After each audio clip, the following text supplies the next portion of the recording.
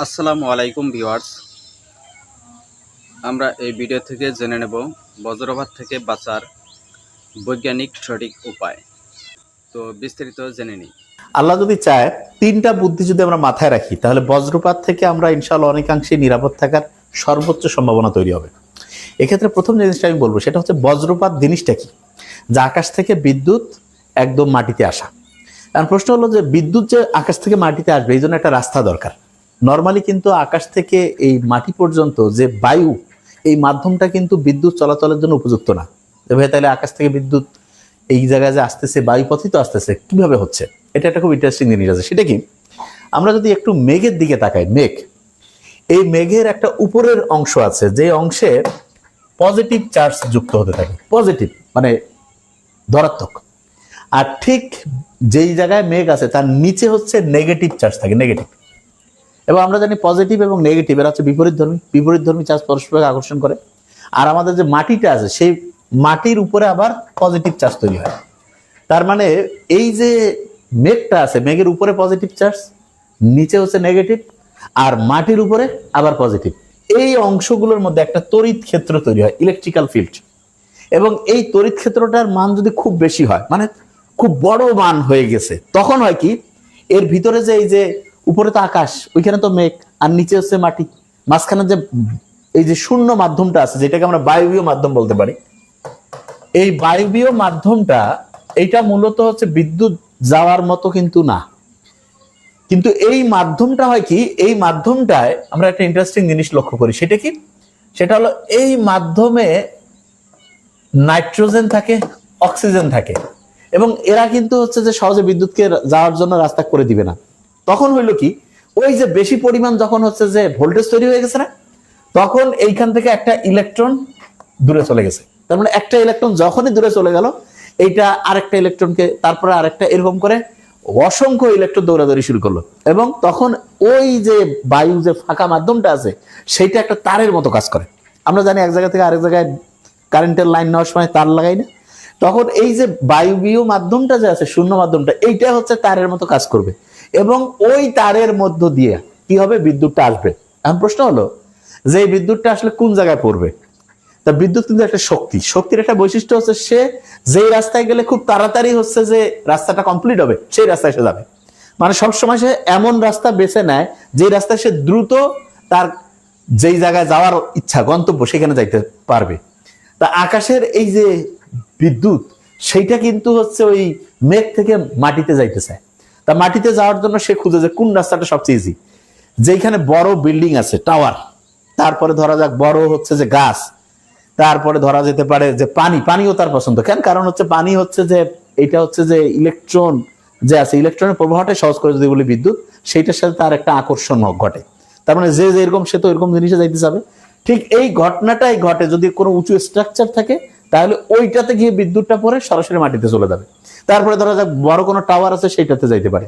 এরপরে ধরা যাক যে ফাঁকা জায়গায়, ধরা যাক একটা লোকে আছে, ওই ফাঁকা জায়গাও চলে যেতে পারে। তার মানে হচ্ছে যে আমরা যখন বজ্রপাত থেকে রক্ষা পাইতে যাব, তখন আমাদের টার্গেট রাখতে হবে তিনটা জিনিস মাথায় নেওয়া। সেটা কি, এক নম্বরে যে উঁচু যদি কোনো স্ট্রাকচার থাকে, সেটা হইতে পারে মোবাইলের টাওয়ার, হইতে পারে কোনো গাছ থাকতে পারে, তার নিচে দাঁড়া যাবে না। অনেকে ভুল করে যে গাছের নিচে যায়, নো, এটা খারাপ।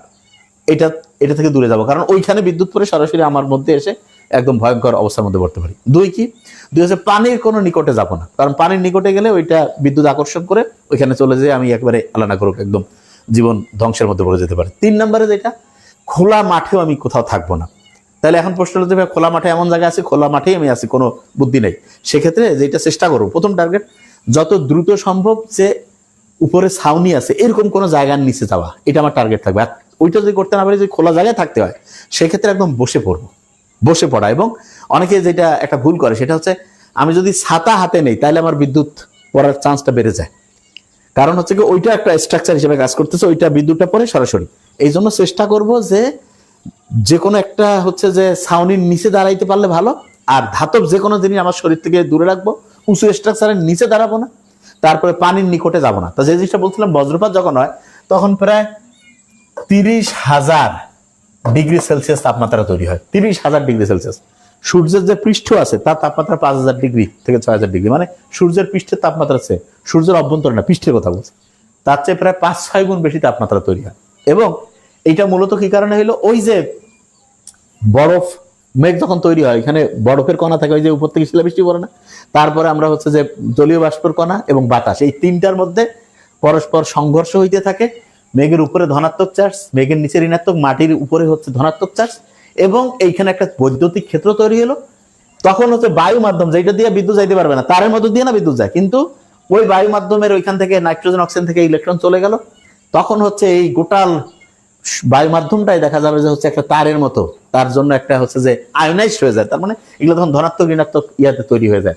মানে ব্যাপারটা একটা এরকম যে আমরা নিশ্চয়ই জানি না যে ব্যাটারির ধনাত্মক ঋণাত্মক প্রান্ত থেকে মাঝখানে যদি আমি একটা তার কানেকশন দিয়ে দিই, কারেন্ট চলে আসে না? ঠিক এইরকমই গোটাল এই একদম মেঘ থেকে শুরু করে এই যে মাটির এই যে ফাঁকা জায়গাটা যে আছে, এইটা গোটালটা একটা ব্যাটারির পজিটিভ এবং নেগেটিভ প্রান্তের মতো হয়ে যায়। যখন অনেক চার্জ জমতে থাকে, জমতে জমতে জমতে দেখা যাচ্ছে চার্জ একদম তার লেভেল পার হয়ে গেছে, তখন এই বায়ুর মাধ্যমের মধ্য দিয়ে সে যে আগে ইলেকট্রিক্যাল ফিল্ডটা তৈরি করছিল, এখান থেকে ইলেকট্রন সরাই ফেললো, বায়ু মাধ্যমের মধ্য দিয়ে বিদ্যুৎটা একদম মাটিতে আসলো। সেক্ষেত্রে আমি যদি উচ্চ স্ট্রাকচার যেটা আছে, যেমন অনেক বিল্ডিং যে থাকে, সেগুলোতে কিন্তু হচ্ছে যাতে বিদ্যুৎটা পড়ে যাতে সরাসরি মানুষের আল্লাহর রহমতে জীবন রক্ষা হয়, এই জন্য হচ্ছে যে মানে ওইটাকে যেটা বলা যেতে পারে যে বজ্রপাত প্রতিরোধক হচ্ছে যে উপাদান থাকে। তার মানে ওই কাঠামোটা এমন যে ওইটা হচ্ছে যে এক কথা সহজ করে বলে আর্থিং থাকে। আর্থিংটা কি করে, যে ওইটাকে গোটালটাকে হচ্ছে যে গ্রাউন্ড মাটিতে নিয়ে যাবে। তাহলে তিনটা বুদ্ধি বলছি। এক নম্বরে লম্বা কোনো স্ট্রাকচার, গাছটা সেটা নিচে দাঁড়াবো না, পানির নিকটে যাব না, আর অবশ্যই চেষ্টা করব যে আমি যে কোনো ক্ষেত্রে যদি খোলা জায়গায় আমাকে দাঁড়াইতেই হয়, তাহলে হচ্ছে একদম বসে পড়বো, আর ধাতব কোনো উপাদান আমার শরীরের কাছাকাছি রাখবো না। এবং যতটা পারা যায় যে কোনো একটা ছাউনির নিচে যদি যায়, ইনশাআল্লাহ বজ্রপাত থেকে রক্ষা পাওয়ার সর্বোচ্চ বেশি সম্ভাবনা তৈরি হবে। Thank you so much. আসসালামু আলাইকুম। যাতে অনেকের কাজে লাগে, জনস্বার্থে শেয়ার করুন।